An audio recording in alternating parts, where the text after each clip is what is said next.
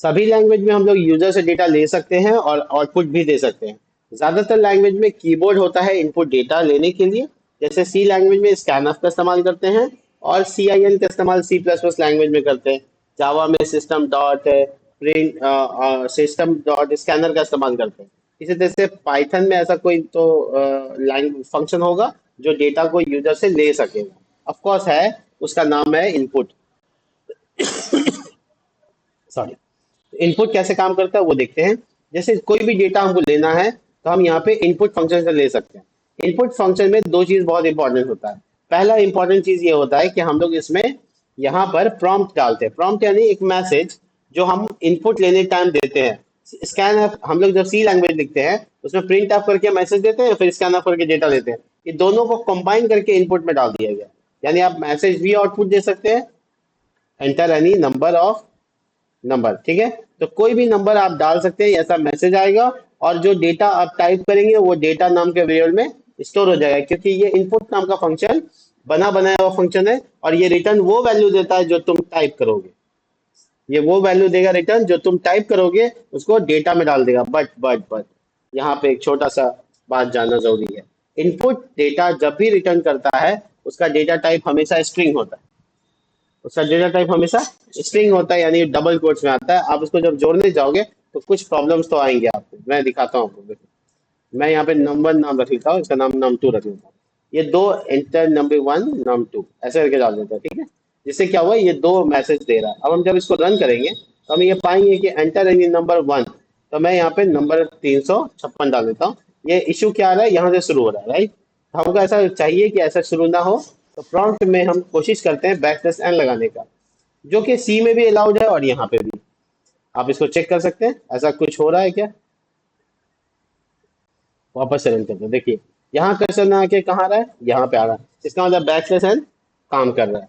तो हम लोग यहाँ पे जो नंबर दिया 34 और यहाँ नंबर दिया 45, ये जब जो दोनों जोड़ेंगे तो हमारा डेटा, अभी जो जोड़े नहीं है, हमारा डेटा प्रिंट होना चाहिए। तो इसके लिए एक फंक्शन होना चाहिए प्रिंट, और यहाँ पे लिखते हैं num1 प्लस num2।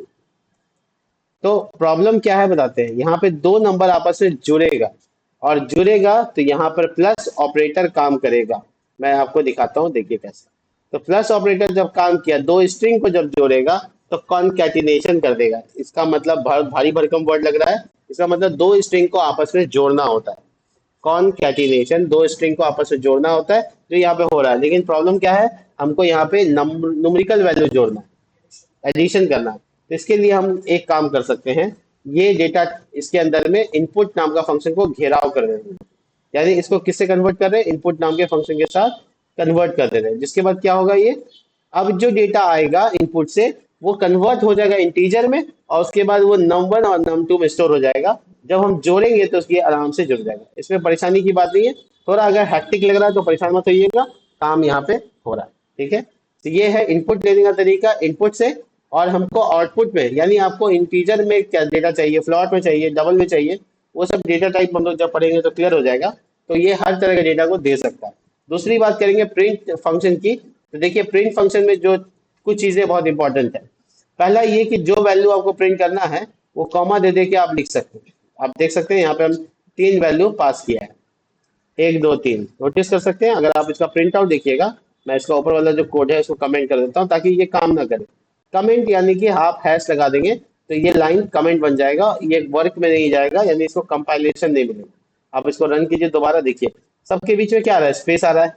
तो आपके पास ये कॉमा दे के लिखने का फैसिलिटी प्रिंट फंक्शन में है। साथ ही साथ दो ऐसे पैरामीटर्स भी हैं, एक का नाम है सेपरेटर और दूसरे का नाम है इंड, ठीक है। बाय डिफॉल्ट वैल्यू दोनों का होता है, मैं आपको दिखा देता हूँ। इंड का जो बाय डिफॉल्ट वैल्यू होता है \n होता है। मतलब आप कुछ भी नहीं लिखेंगे तो क्या आएगा, \n आएगा। और सेपरेटर का हमेशा स्पेस आता है, इसलिए बीच में क्या आ रहा है, स्पेस आ रहा है। लेकिन आपका मन कर गया तो उसमें चेंज कर सकते हैं। तो अब क्या हुआ देखिए, 1 and 2 and 3 ऐसे करके आएगा आउटपुट, देखिए, ठीक है।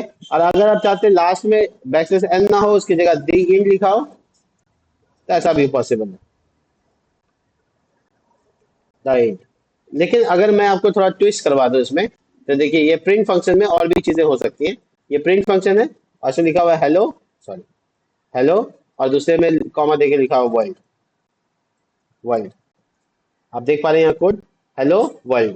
तो मैं जब इसको प्रिंट करूँ तो हेलो स्पेस वर्ल्ड आएगा, क्योंकि स्पेस सेपरेटर है इसका। लेकिन अगर मैं यहाँ पे सेपरेटर में ही SEP लगाकर यहाँ पे \n लगा दूं तो क्या होगा देखिए।